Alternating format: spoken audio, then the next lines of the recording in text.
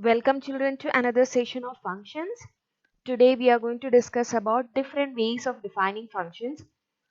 In last session we discussed about um, defining function based on the state of an object and that were impure and pure. And in the before last session we discussed about two different types of functions which are generally classified, and they are predefined as well as user defined. And this session we are going to see different ways of defining functions based on the return type as well as formal parameters. We'll see. First method is functions without return type and without formal parameters. And the first method is like return type as well as parameters are missing from the function. That is your first method. And second category is functions with the return type. The functions will be having a return type but will not be having the formal parameters. That is your second category.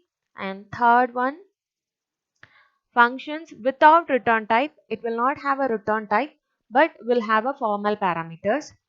And of course your last category will be with the return type and with formal parameters. We will see the first example now. Class program 1 public void add, and your first method was without any return type and without any parameters. And since without any return type, it must be void, and there is no parameters here inside the add function.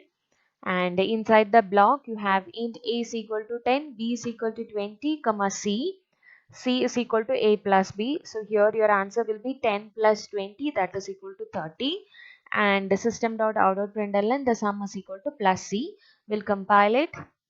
Compile, and you have class compile, no syntax errors. We'll minimize the screen and run program 1 main. And you have one more program where I have created an object for the first program. So class program 1 main public void main program 1 obj is equal to new program 1 and obj dot add. I'm calling the add function. We'll compile this program. Compiled, minimize the screen and run this program. New program 1 main object has been created here. Then right click, again void main, and you can see that sum is equal to 30. Okay, this is a example based on first method, that is function based on without parameters and without return type. We will see the second example now. Your second example is based on with the return type and without any parameters. So class program 2 public int add. So it is returning int. That is why it is given int. So this is with the return type and you don't have any parameters. So with the return type and without parameters. Then int a is equal to 100, comma b is equal to 20, c is equal to a plus b. So 100 plus 20, 120, and it is returning the c. Since it is returning, you should add the return statement. So it is returning the value c, and we'll see where it is getting returned. We'll see the main function. Program 2 main public static void main program 2. For the program 2 object has been created and in the answer, and this variable answer is equal to obj dot add. And you know add function is returning something, that is it is returning a value which is c. Since it is returning the value in the main function, there should be one variable to hold the value which is returned by the add function, and that is again int. That is why it is int answer, and answer is equal to obj dot add, and this function will return the c and c will be stored in answer. And we are printing out the sum is equal to plus answer. We'll run and see. Compile, class compile, no syntax errors. Minimize the screen and run your program to main void main. The sum is equal to 120. So in the program 2, we had given 100 plus 20, so 120. Now we will see the third category, that is without return type with parameters. So class program 3 public void, and since it is not returning it should be void, and it is having parameters, so int a comma int b, and in the c is equal to a plus b. So here user will be entering the values for a and b, and that will be stored here, and that addition will happen and that value will be stored in c. Then system.out.println sum is equal to plus c.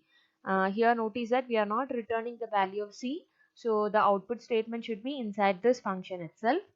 Compile, and there is no syntax errors. So we'll see the main function, program 3 main.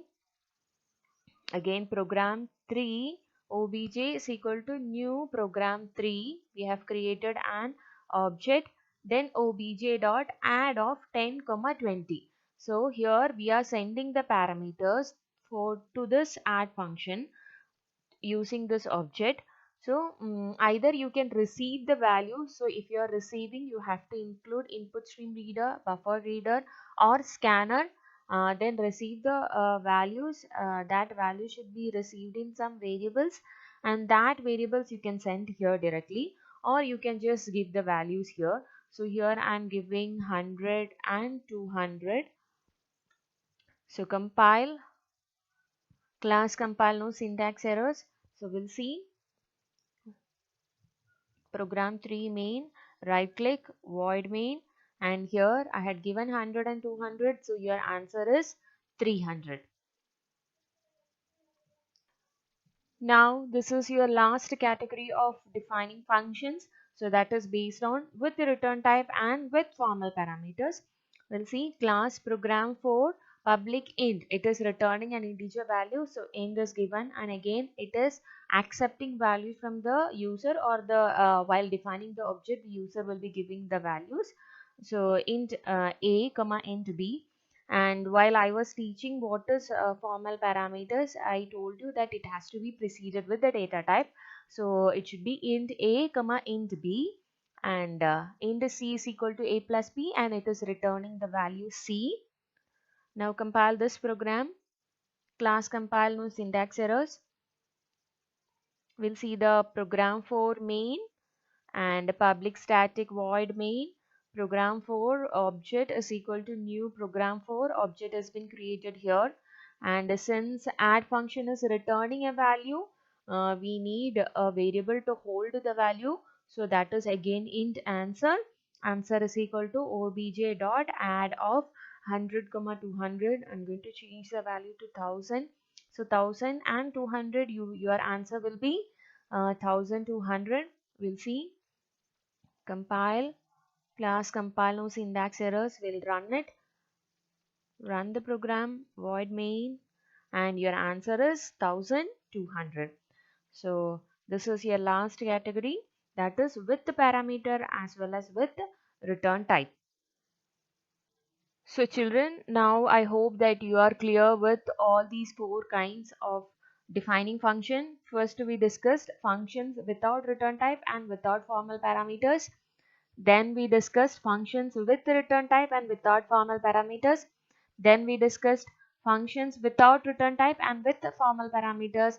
At last we discussed about functions with return type and with formal parameters. I hope all these functions are clear for you. So you will be asked to write programs based on any of these kind.